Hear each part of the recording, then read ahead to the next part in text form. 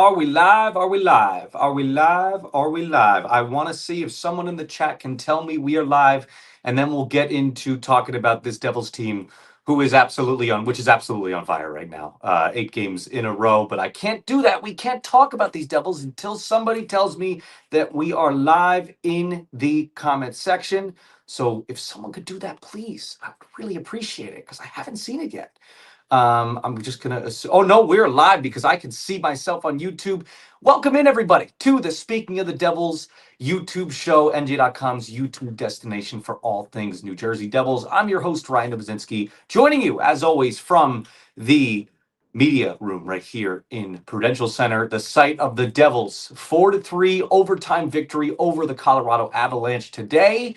They had, I mean, this was just a battle between two heavyweights in the Avalanche who get a lot of intense offensive zone time, and whenever they do get the puck in their zone, that's just one of those things. I saw Alex Shavansky tweeted out. He was like, when the Avalanche get in their zone, basically good luck. That's it. And that there were many times today where the Devils were hemmed in the zone, but it didn't matter. And you saw that was more that couldn't have been more proven in the second period when the shot differential was 11-3 in favor of Colorado. Yet the Devils came away with a 1-0 period lead, and a 3-2 lead overall in the game. But thank you everybody for tuning in.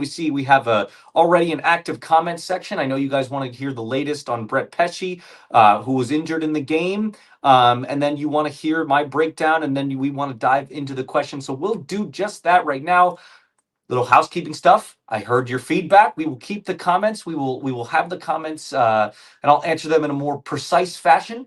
And be sure to like and subscribe and share with all your friends at Speaking of the Devil Show, because the more we grow, the bigger things that we can do with this. We could take this on the road and we could do a whole bunch of fun things. So be sure to like, subscribe, and share the link. So let's start with Brett Pesce. So he was injured at some point in the first period. He left the game. At first, we thought it was maybe like the high sticking call or the high sticking that was committed on him. We thought maybe that was the cause of the injury, but then he played 4 shifts after that, so we were like, no, maybe that probably isn't it. Then we saw that I think at like 5:28 to go in the first, he blocked a shot from Brent Burns, I believe, and then I don't think we saw a whole lot of Brett Pesce after that. I asked Sheldon Keefe after the game what exactly had happened, and he said, I said, was it a block shot or was it the block shot, referring to the Brent Burns one? And his response was, well, he blocks a lot of shots, so I don't know which one you're referring to, but he said yes, that it was on the block shot, that it is an upper body injury, and that the Devils will not be seeing Brett Pesce on this upcoming 4-game West Coast road trip. So obviously a big loss for them. I thought they looked a little out of sync after, on the blue line after he went down.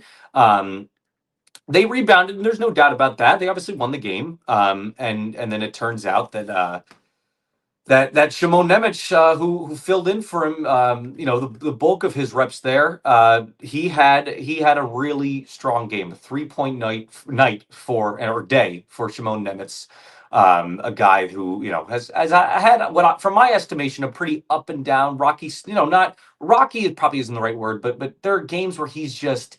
There's games where he's noticeable in a really good way, and then there's games where he's noticeable in a pretty bad way. But I think he's stringing together a bunch of really consistent games here. I saw a stat here. So 3 assists today in the win over Colorado. This is from Bleacher Report. Game-winning takeaway and the assist to Jack Hughes in overtime. Obviously, a really good sequence all around. And he has 7 points in 9 games to start the season. And BR Open Ice says the former second overall pick has been balling.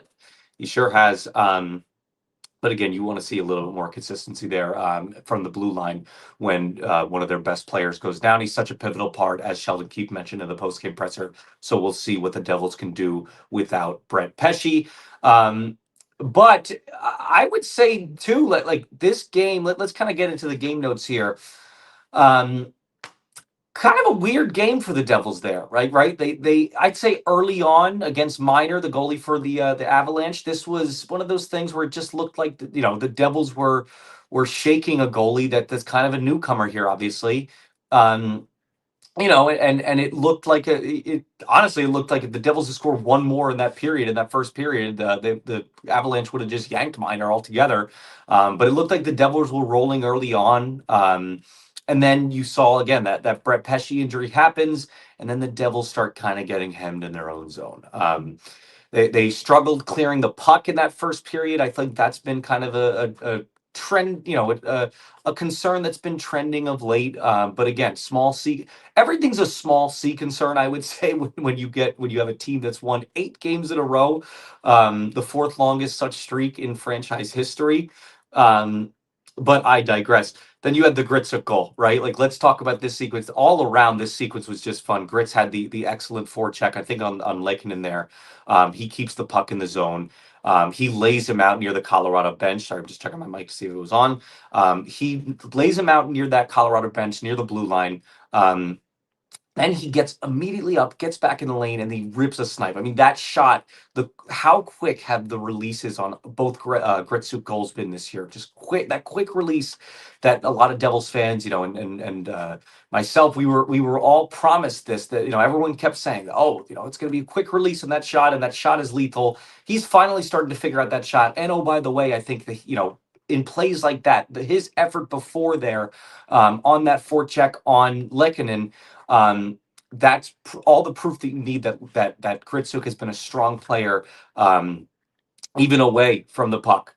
Even saving that possession at the blue line has been so key for the Devils. Little plays like that have been so key for the Devils, and it's the reason why he's proving to be such a mature player.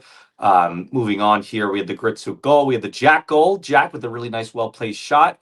And pretty much from the same spot as Gritsyuk, albeit in obviously very different circumstances there. Let's look at Jack Hughes' stats on the season now.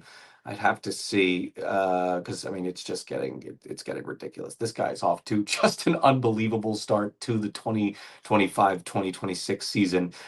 This is the best form of Jack Hughes that we have ever seen, bar none. I can't think of a hotter stretch. He's probably had statistically hotter stretches in, that he's had maybe, X points in X amount of games. But he is just a game changing, ice tilting player.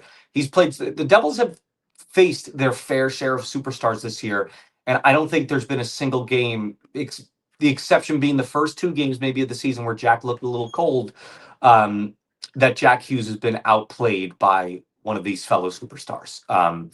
Yeah, that he's just been on a ridiculous tear to start the season. And then you have, like I said, the clearing the clearing the puck issues early on. I think you saw that on the Nichushkin goal, the McKinnon goal. I think you saw that a little bit too. The funniest part about this game, I heard someone mention this in the press box, and I'm going to echo this.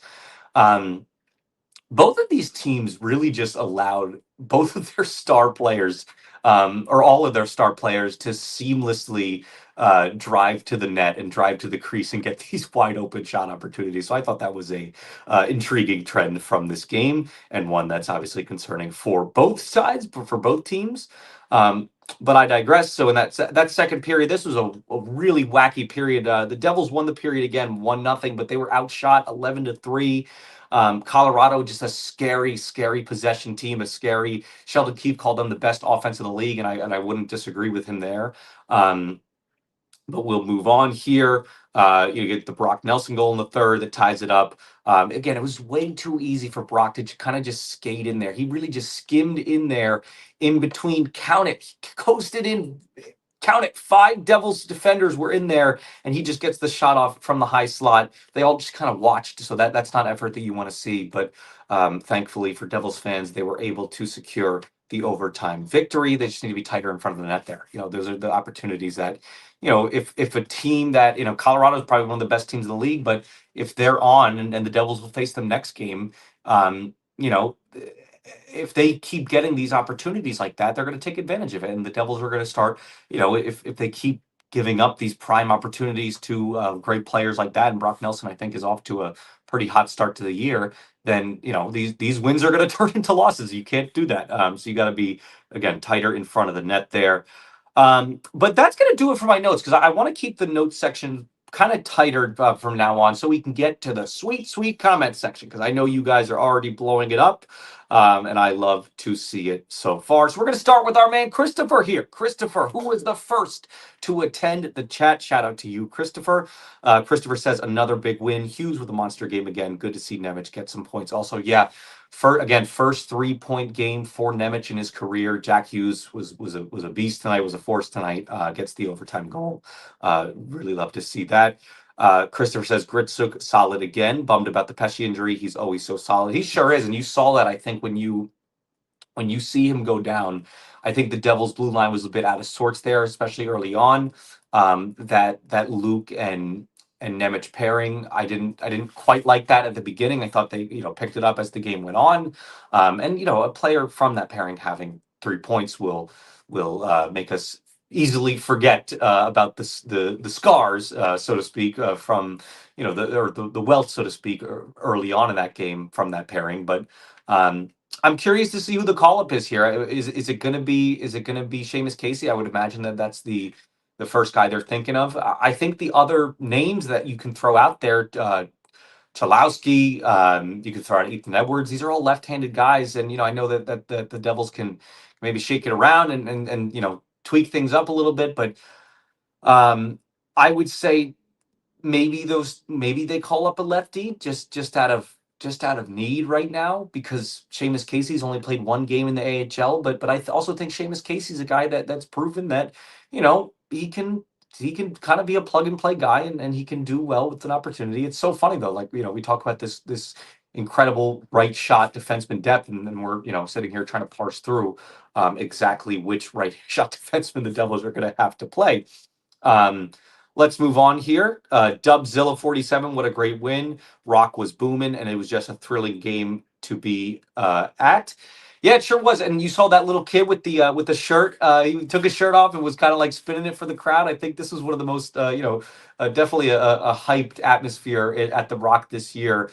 Matinee game competing with NFL Sunday. I think the Jets won. So Jets fans, choosing the Devils over their team winning is an interesting sight to see. But yeah, certainly a good atmosphere at the Rock tonight or today. I keep thinking it's tonight. Rick Roma says 3C idea, Braden Shen. That's an interesting idea. I'm more of a Ryan O'Reilly guy. I think you should go try to acquire him. I think that would be a good ad. And then we have a bunch of people here just asking about the Pesce injury. Again, as mentioned off the top here, Brett Pesce is not going to travel with the team on their 4-game West Coast road trip. And Keith did not sound optimistic at all. He said it's not great. When asked about the injury, which is, by the way, an upper body injury. We'll keep going on here. Gerald York said, huge game by Gritsyuk. I thought he was going to AV. I don't know what that AV comment is, but I will agree with you there, Gerald York. I thought Grits was awesome all around. Again, I talked about that sequence there with on his goal where he strong on the forecheck, levels out Lehkonen on the wall along near the Colorado bench there. And there were a couple times where he was just strong on the forecheck. I saw another play here where he had a big hit on Manson, I think it was, in the corner. Gritsyuk really does it all. He had a nice poke check there, I think, in the third. It's simple stuff, but it all adds up to a really complete player. That I think, quite frankly, and even Jack Hughes mentioned this in the post game. People, when he comes over, you don't really know what to expect from him. But he's been such a big key to this Devils team, who is so successful early on.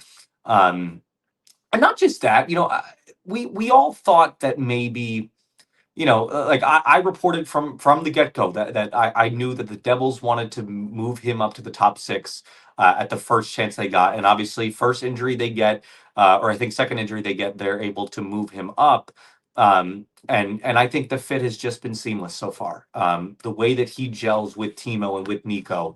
I think a lot of people rightly want to see what he could do with like a Jack and Jesper on that Jack and Jesper line. But that line is so cohesive right now, in that Jack and Jesper keep passing into each other in the most it's with some completing some of the craziest passes that you'll see on just a random Tuesday game that you'll see. Um, and then Palat on the forecheck there just creates so many open opportunities for them that I think you don't want to break up that chemistry right now. And then, with Nico and Timo, you get I think some of that defensive ability from Nico is even rubbing off on Gritsyuk there. And his 200-foot game is improving. So that's been really nice to see. I just like the fit all around. A lot of Pesce questions, so we're going to skip over them. Rick Roma says, Nemec looked good today. Hopefully, he's ready to step up with this Pesce injury. Yeah, this is gonna, the onus is gonna be a lot on Shimon Nemec there, on Dougie Hamilton there to step up in the absence of Brett Pesce, because as Sheldon Keefe mentioned, this is, he's a really important cog to that blue line. Dubzilla 47, this team will really miss him. He is so good structurally. It's crazy. Let's hope it's not that bad. He sure is. And look, like I know it was said post game, but this is a guy who seemingly does um, blocks so many shots per game. Like I don't know the exact number off the top of my head, but he's been so good in that regard this year. He's been a tenacious defender. He's been somebody that's been so crucial for this penalty kill, which has been, obviously very strong to start the season.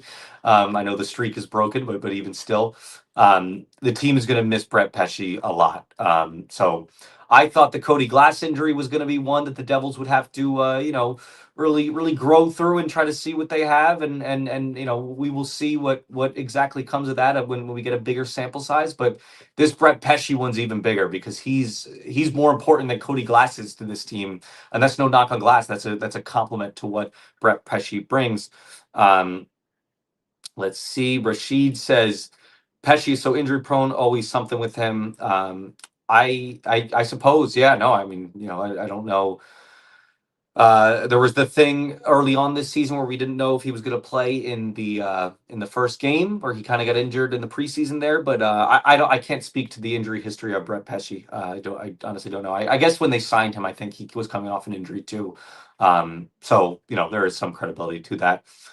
Gerald York says huge game by Gritsyuk. I thought he was going to bag 2 or 3 in the first. What a game! Kid is so good on the boards. Hell of a hockey player. He is good on the boards, man. Again, I mentioned that hit that he had. I think it was on. I mentioned it just here a second ago. Big hit on Manson in the corner. He really does it all, man. And I don't think that a lot of fans thought that. I don't think, even I think there's people even surprised in this building at how good that he's been, not only away from the puck but along the boards, right? And a quick shout. Speaking of just strong along the boards, quick shout out to Timo Meyer on that goal that Gritsyuk scored. Meyer made that happen with the nice little drop pass, and he kind of outmuscled 2 Colorado defenders there to get that drop pass. And he seemed to do it so casually. So that was impressive board work as well. Okay, I guess this is when we were live, so I'm gonna go. Let's see. Viral Journeys says best game for Nemec by far. Impressive versus the Avs. Good timing with Pesce out for at least a bit. Yeah, it is like that. That's the one thing that I think should give you, I guess, a little bit of optimism. You never want to see a player go down, especially of Pesce's caliber. But the fact that Nemec seemed to have such a strong game today, in the absence of him, is certainly a positive sign. We'll see exactly what happens on this West Coast trip. I think there's some really, I don't know that record wise these are the best teams in the league. But I think there's a lot of talent on the teams that they have coming up. And the Sharks game proved that even a team with just 1 win on the season, you can't take them lightly. And I think the Devils are playing up to their opponents this year, and they're not, exactly playing with their food like they did in years past. I'm going to have a big story that coming out probably Tuesday, that kind of deep dives in, and gets stories from the locker room about this hot start to this Devils season. And their ability to kind of stay composed and trying to rewrite the script from last year is the big theme of it all. So that's a little plug for you guys. Arthur says, Keith said it was upper body. Yep. Let's see. Ty D says, gas up. So Shimon for me, Novo. He's still being shown no respect, in my opinion. Yeah, look, again, I think that he's had a string of really good games here. I just think early on in this season, you just saw a little, it was too inconsistent for me. Early on, that pairing with him and Dylan, I didn't quite like. But now we should see him get a role, an improving role here with Pesce going down. I'm really eager to see what Shimon can do with this opportunity. These are the kind of reps that once Kovacevic is back, this is the stretch they're going to have to look at to see if Nemec is a viable option. So this is a huge proven opportunity for him, and he passes the test today. Cranman85 says, luckily enough, Markstrom is back, and they could send down Dawes to call up Pesce's replacement. They are starting to run out of LTIR room. Yeah, that's the new wrinkle with the LTIR stuff. So yeah, that's Markstrom was the backup goalie today. He will be back on this road trip. I wouldn't be surprised if he gets a start here sometime soon. Sheldon Keefe, just paraphrasing him after the game, he was asked by Slip and Jimmy Nichols. He was like, just asking him about is it going to be a tough decision? The 1A versus 1B thing. Whenever it's Markstrom versus Allen, whenever Markstrom is fully healthy, how can you sit Jake Allen right now? And Jake Allen is obviously an older player. He needs his time on the bench, and there's no doubt about that. But I think that you have to keep riding this hot hand, and I would keep riding Allen until he absolutely tells you, hey, maybe don't play me tonight because I don't know if I can take it. But that's kind of, I'm digressing on Cranman's original point. Yes, Pesce's replacement will be able to be sent up because Markstrom is back. That's a really good sign.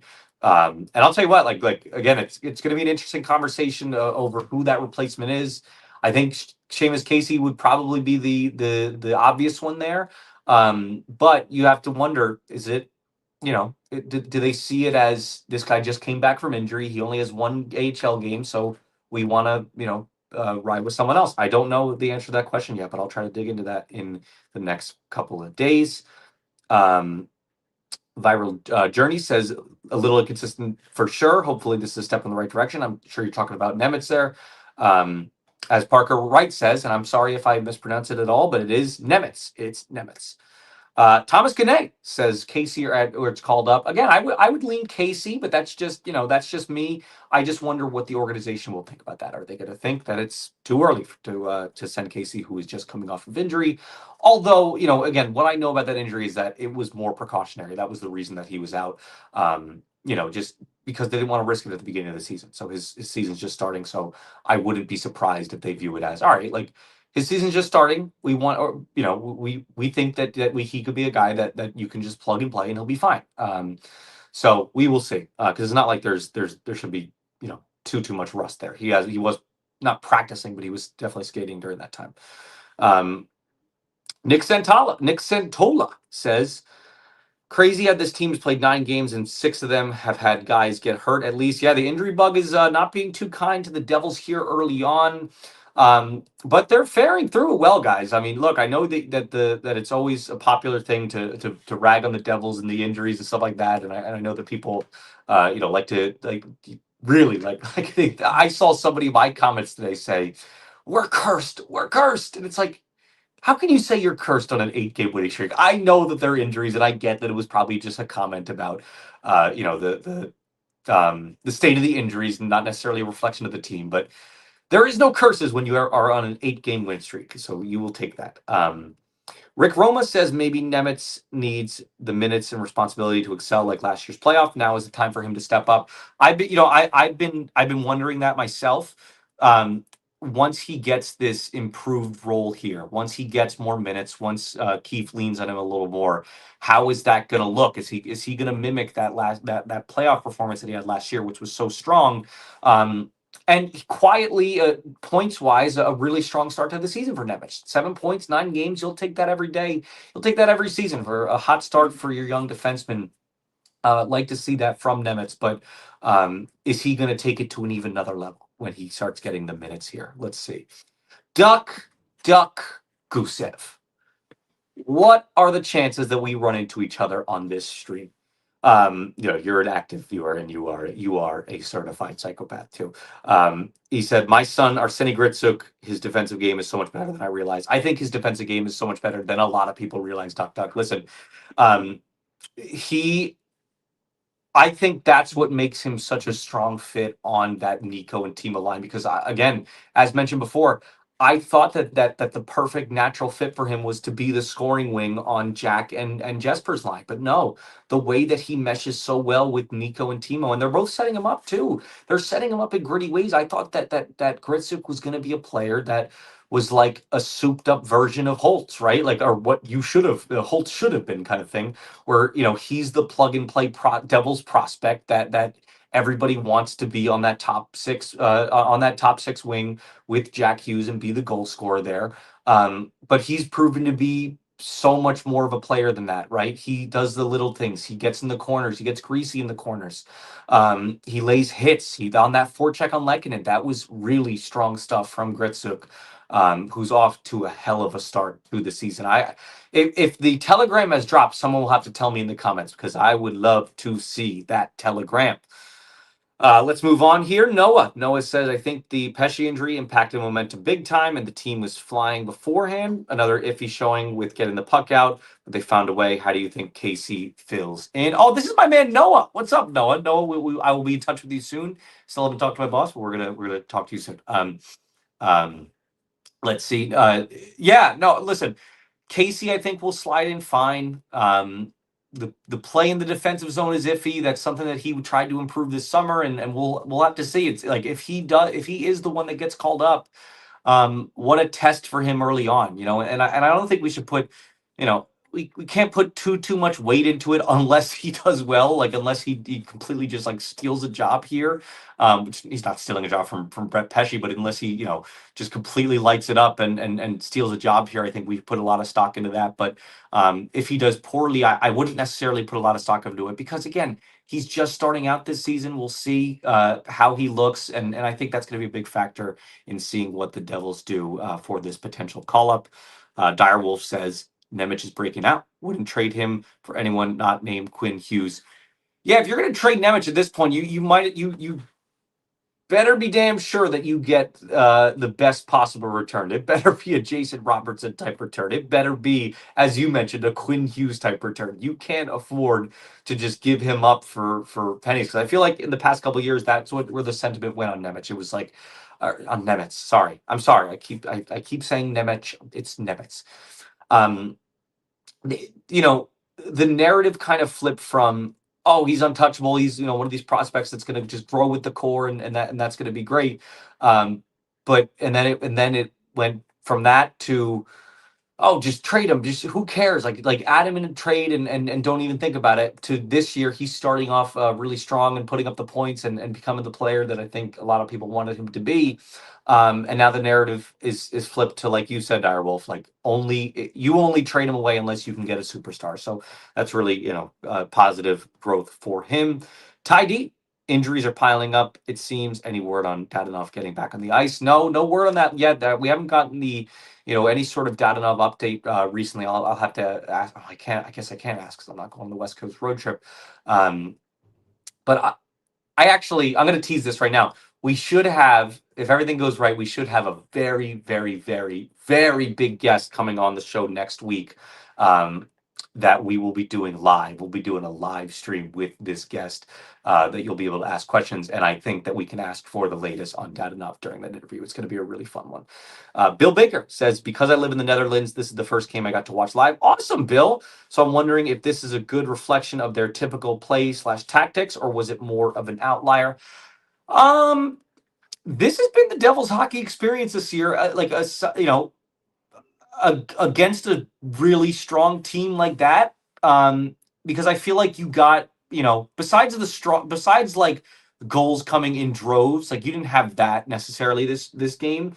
But you had the depth scoring. You had a Connor Brown goal, which seems to come every game. You had the Jack Hughes show. You had some early adversity that they responded back from, and they in-game adjust. Sheldon Keefe in-game adjustmented his way out of it. So I would say that this has been indicative of the Devils' experience so far.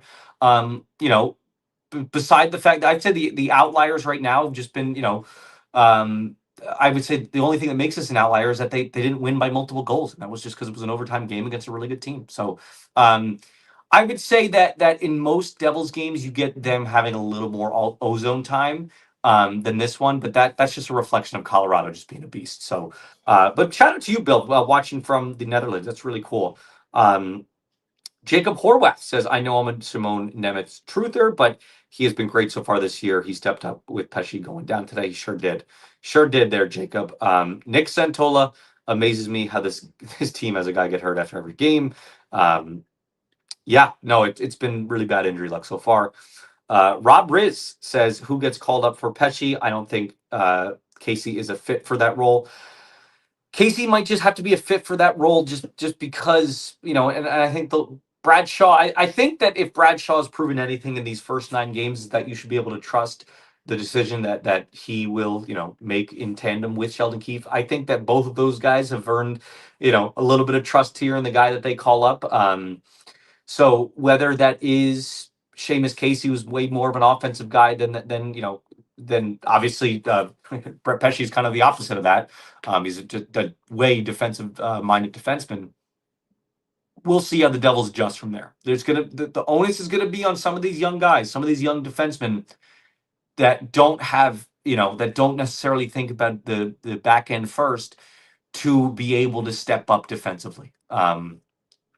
Who will rise to that challenge? We'll see over the next couple of games, and we'll see what happens. Who that call up exactly is. Duck Gusev says would love to see Ethan Edwards. I think there's a good contingent of people that would like to see him too. I just don't know what the fit would be because he's a lefty. Dubzilla 47. This team is really looking good overall. A couple of breakdowns after the injury, which were disastrous. They have to clean that up and fast. Structured play to start the second. Solid structured play in the second, yes, but defensively, no doubt, because in the second there, offensively was not generating everything. Colorado really controlled that period in that regard. I think that the breakdowns too, when I talk about the Brock Nelson goal where there are just 5 guys and he just easily coasts to the middle of them, of all 5 guys right there in the high slot, that can't happen. Devils need to be tighter in front. They need to shore up their structure there. So a lot of that structure really kind of went out the window when Pesce went down. Let's see how the Devils can respond to that. Dubzilla, once again, should have kept shooting to his left. He leans so heavy to the right and made some great saves that way. But they kept going at it and got the win. Yes, they sure did. Their 8th game in a row, their 8th win in a row.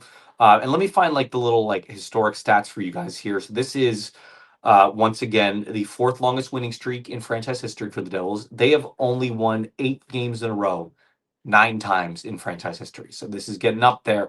The sights, the sights are set on that 13 game winning streak that they tied the 0-1 team with in that 22-23 season. So that's happened twice in their franchise history, but they've never surpassed that. Let's see if they can do it. They've got a tough schedule up here. Obviously, they got Colorado again. Maybe the puck will bounce the other way the next time, but because this Colorado team is really good, and you don't think they would lose 3 in a row. They're at the top of the standings for a reason. They're going to give them a dogfight in a couple of days here. But the Devils are obviously the first, number 1 in the league for a reason. There's no reason that they can't, put up a win streak like that, like they did in 2022-23. I think this team is better than that 22-23 team. So we shall see. David Piccolo says, who should they call up? Again, if it were me making the decision, I would go with Casey. I think that he's talented enough where he can rise through, even just starting the season, coming off injury, stuff like that. But will they be scared to call him up because of that? So we will see. Thomas Ganay says, do you think they pull the trigger on a trade/LTIR moves sooner rather than later? These injuries are stacking up already. Yeah, the injuries are stacking up. There's no doubt about that. But they've also won 8 games in a row, and they've I don't think they want to make any major trades right now to shake up that chemistry. Once again, the guest that we talked to this week, hopefully, if everything goes right, will be able to give us some insight into what the Devils might be doing. We'll get to see. I really can't wait for this guest. It's going to be a really good time, and you guys will be able to ask this person questions live in the chat, and I can't wait for that. Dubzilla 47 says Ryan O'Reilly would be the best 3C ad possible, but let's hope they can pull off the Tuck ad when the time comes. Yeah, let's for Devil's sake, let's hope that the Sabres lose a little bit more, because I think that they've won actually a couple games here in the past couple games. They lost one.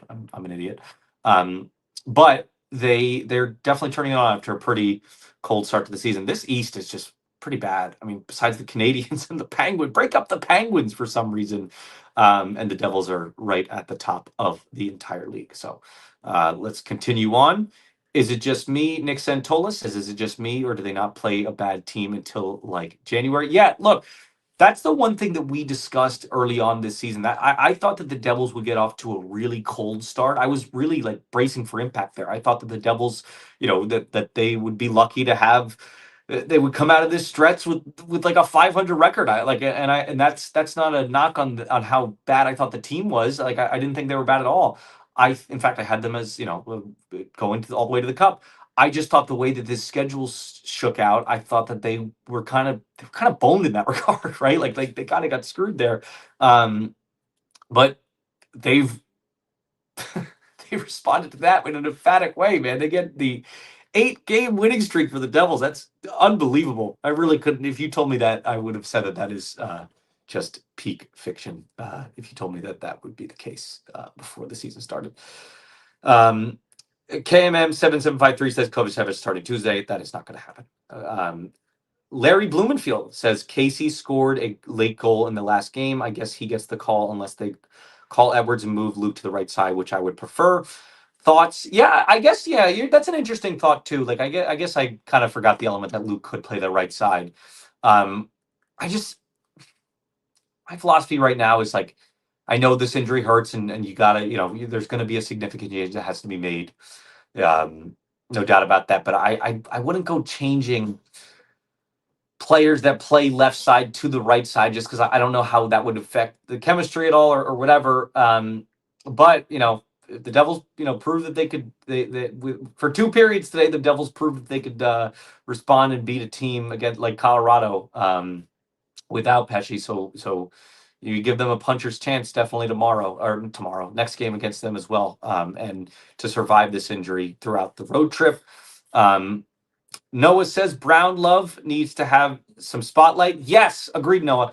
The guy is something else. Incredible ad. It is so nice to believe in the bottom six compared to him, to compare to the past no OT win without him. Let me go to my notes about Connor Brown because I had a lot to say. This guy is without a doubt the most underrated signing in the NHL this offseason. It's not even close to me. 5 goals this season. Great leading pass by Nemec there too. He had a couple assists today, and that was one of them. But Brown buries the shot that quite frankly a Devils bottom sixer, name a random one. Is it Hala? Is it whoever? They wouldn't have made that breakaway shot a couple years ago. That would not have gone in for them. So, I love his game overall. I love Connor Brown's game overall. He's strong on the forecheck. He's aggressive on the forecheck. He forces turnovers there. But to me, one of his most valuable traits has been he scores those goals that these Devils bottom sixers just would not have in the past. So big shout out to Connor Brown there. He's got to get his love in the stream because he's been so key for this team. Everybody that I talk to, again, I'm going to tease this again. I'm coming out with a big story on Tuesday, just like an inside look at the Devils' hot start here. Every single person I talked to for the story, and I talked to a crap ton of people for the story, one of the first thing that they all mentioned was Connor Brown, okay, in being key to this turnaround. So I'll have more on that. You got that story will drop on Tuesday, and I really hope you guys go read it and subscribe to NJ.com to read it. But Connor Brown, it's not going unnoticed across the organization. A lot of people are really, really bullish on him right now. Larry Blumenfield says, why are you overly sold on Kovacevic? They got him cheap for a reason. Sure, he did play well, but his game was sliding down before his injury. Who was he paired with last season that just did so? I think it was Kovacevic and Siegenthaler. Like that was the pairing. That's why I'm so high on Kovacevic, because I think once he's there, and I think, early on too in this season, you saw not necessarily bleeding from that right side of the defense here, not at all. Because like Pesce has been rock solid. Hamilton's evolved his game to being a good defensive player, which has been interesting. Hamilton with the penalty kill has been an eye-opening thing to see. And then Nemec has, but I think early on, just with the inconsistencies of Nemec in those first few games, I was the one that said, oh man, this team really misses Kovacevic, and that's going to be a really nice acquisition when he's back. But obviously, Nemec has turned around since then, so it's not a big C concern. Nick Santola, who's dominating the chat today, says, with Pesce and Scat today, I'm on the edge. That Scattaboo injury was really bad, guys. I feel bad for the kid. That was really not great to see. That was like Joe Theismann-esque. I did not like to see that at all, but I watched that during the game. That was prayers up to Cam Scattaboo, because that was really scary to see. Let's see. Tim Fritz of 24 says, should the Devils trade Markstrom? What? Should the Devils trade Markstrom, Siegenthaler, Squires, Yegorov, and a 26 fourth rounder to the Bruins for Swayman and a 2026 second rounder? No, because I think Swayman kind of stinks. There, I said it. I think Swayman kind of stinks. Yeah, that's all I'm going to say to that. I don't think he's a good overpay candidate. Unless the Bruins are just willing to eat crazy money, in which case, sure, go take a flyer on Swayman if you can, if you think that he could turn it around here, but I don't know. Dubzilla says, BTW Nova, thanks for the link to that Daniel article about Shaw. Really good stuff. Thanks again. Of course, Dubzilla. Yeah, love to support the other local Devils writer. Danny's a good kid, and he does really good work. And I'll tell you what, you know, the Brad Shaw thing, again, teasing the story that I'm having coming out on Tuesday. I asked someone on the team straight up. I said, "Is this like a media narrative thing, or is this like a fan narrative? Like, oh, Brad Shaw comes in and changes the thing." And he was like, he told me in no uncertain terms that no, this is legit. He is legit. He's transformed this defensive room. So that's really good to see. Duck Gusev said, Gritsyuk has posted on Telegram. We have a Gritsyuk Telegram alert. Genius Hughes made another appearance. That was so funny. Like, I love the Genius Hughes. What a great nickname that Hockey Reference has to add to the already overabundance of nicknames that Jack has on that Stubu website, where it's like the big deal. Who calls him the big deal? The only Jack Hughes nickname I've heard is like Jizzy, like I think what's it? PK Subban calls him Jizzy. Gerald York says Nemec is the new Severson. It's a good comparison. I think he has, some of the strengths of Severson, which I think went underrated because of all the boneheaded mistakes from him. But yeah, no, I can see the player comp there.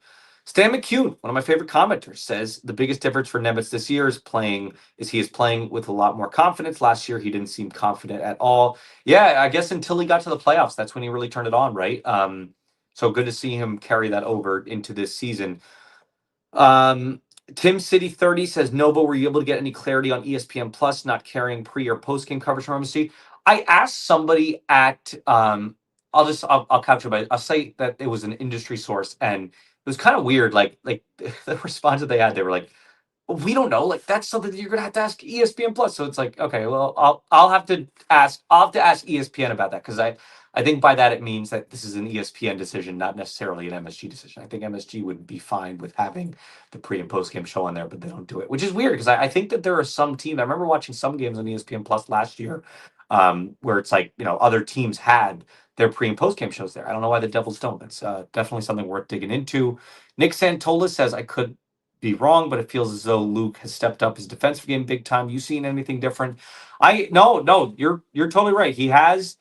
He looks more confident back there in the back end. That wasn't something that was, necessarily a big strength of his in the past, but I've noticed that as well. He's also going to the penalty box lots more, so he's taking risks with his game, if you want to call it that. Oh God. Duck Gusev says, name a random Devil's bottom sixer, you say, Ryan? Again, I'm going to give you the backstory in this Duck Gusev character. I know this guy. He's crazy. He's certifiably insane. And if you ask him to name if you give him a number, okay, you can tweet at him, at Duck Gusev on Twitter. Tweet at him right now, a random number from 1 to 97. And he will be able to tell you which random Devil. He'll give you a Devil from like the 90s or something like that, like a fourth liner from the 90s. who wore that number. It is freakish, his ability to do that. So be sure to tag him at DuckDuckGoosehev on Twitter, and be sure to tag and like and subscribe our show too, and share our link. Okay, I said last stream that I'm going to be giving away a press box cookie at some point this year. If you guys today share our link, tweet out our link. Speaking of the Devils, give it some praise, tag me, and I will choose a random winner who tags me and shares our link over the next couple of weeks to win the coveted press box cookie, which is actually pretty good. Tyler Seba says, I would rather go through the injury bug now instead of at the trade deadline and playoff time. That's a good way to look at it, Tyler. A little half glass full kind of energy there. I like to see it that way. And I don't think any of these will like Pesce will have to see, but I don't think any of these will necessarily, any of these guys will necessarily be out long term. Dadanov is another mystery, but I guess the only one I could say that for certain is Cody Glass. I don't know about Pesce. We'll see, because Sheldon Keefe did not sound very optimistic, and he will not be traveling on the trip. Daniel Harwitz says, will we be seeing Casey on the road trip? We'll see, Daniel. We'll see. That's going to be that's the big question right now, and I understand that. He would be my call up if I were the Devils, just so structurally things can kind of stay the same, although he's obviously a very different player, but just so you can just move everyone else up in the lineup on that right side and just slot him on the third pair. We'll have to see how it all shakes out. But again, I'm going to give the benefit of the doubt to Bradshaw and Sheldon Keefe. Bradshaw, who runs the defense, because he's been such a great addition to the Devils this year that I would just trust the judgment on whoever he calls up. Parker Wright says, if you think the Devs are trading Yegorov before they get a look at him in the NHL, let alone Yegorov and Siegenthaler and anything else, I've got a bridge to sell you. That is so funny. Yes, and especially if you're doing that for Swayman, who was just dog water last year. Oh, Swayman was so bad last year. Cranman with a great question. Cranman says, Nova, with the West Coast trip coming up, are you going live after midnight for those games? So we are in talks about that, about what we're going to be doing exactly. My proposal to my company was that maybe we do, not every game we do post game after midnight, because I think that would get to be a lot. And I just think that it wouldn't be worth the juice wouldn't be worth the squeeze. But maybe for like that Ducks game or whatever the most important one, I guess the Kings game would be the most important one. We should do like a Novo after dark kind of thing. And you know what I should wear? I was thinking about buying this on Amazon. You guys let me know if I should buy this.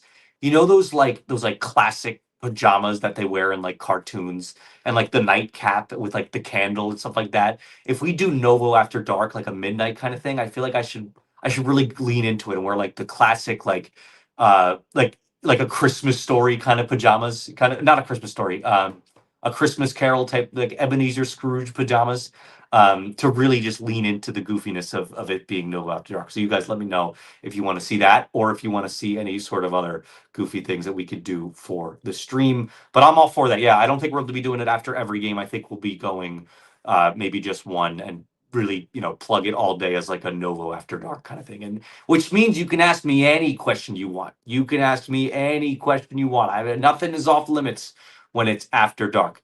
Thomas Gannay says, what's your Chick-fil-A order? I'm more of a Cane's guy, but Chick-fil-A, I would say I'm a spicy sandwich guy. I like to put the fries kind of on the sandwich. And Polynesian sauce is my sauce. I might get a side of ranch as well. That's my order. So I put the fries on the sandwich, and then I drench that bad boy in the Polynesian sauce, and it's freaking tasty, man. I wish it wasn't Sunday, but yeah, the Devils keep scoring first, so they keep getting these. The Chick-fil-A must be pissed at the Devils right now because there's that giveaway at the arena. Yeah, let's see. Let's move on. Noah says, by the way, Carvel winning again. Why is biting? Why? This is why biting ice cream while eating it is important. Yes, Noah, exactly. Good inside joke there, Noah. But I'll say this, like, it's so weird. Like that's such an industry plant, inorganic kind of thing. I'm anti Carvel winning, even though I do like Carvel ice cream. It's pretty good. Daniel Horwitz says, I'll be at the Kings game on Saturday. Very stoked to see this King live. Nice, Daniel. Yeah, they've been a treat to watch this year. I forget what covering a loss feels like. I hope that you guys who are in the stream, staying so loyal to the stream right now, still come for the post game losses too. Duck Duck Gusev says Carvel is an interesting play. Exactly, echoes exactly what I said. Cranman says, "What is the Wawa order?" That changes every time. I'm like right now, you know what I'm gonna go get me after this game? The gobbler is back, baby. So I'm gonna go get me a big old gobbler, which is like the little Thanksgiving sandwich. Those are delicious. But usually, if I'm like, because there's a Wawa right next to my house in Ewing, if I've had like a couple adult beverages, several adult beverages, I'll walk on over to the Wawa at like 3 in the morning, get like a. I shouldn't be saying this on my work stream. It's crazy. I'll get like those like buffalo chicken tender like sandwiches. Those are so good when you've had a couple adult beverages. Maybe some like I don't know, like I'm like a I like chips. Like I like the oh no, you know what I like? Dots pretzels. Dots pretzels are really elite too.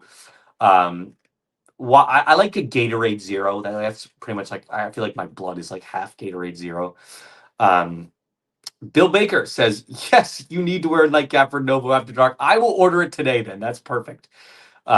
Thomas Gannay says, elite choice. Thank you, Thomas. I'm sure you're talking about the Chick-fil-A, maybe the Wawa too. Hopefully you're talking about that. Oh, God. My girlfriend, Gabby Ramirez, says Wawa or Sheets.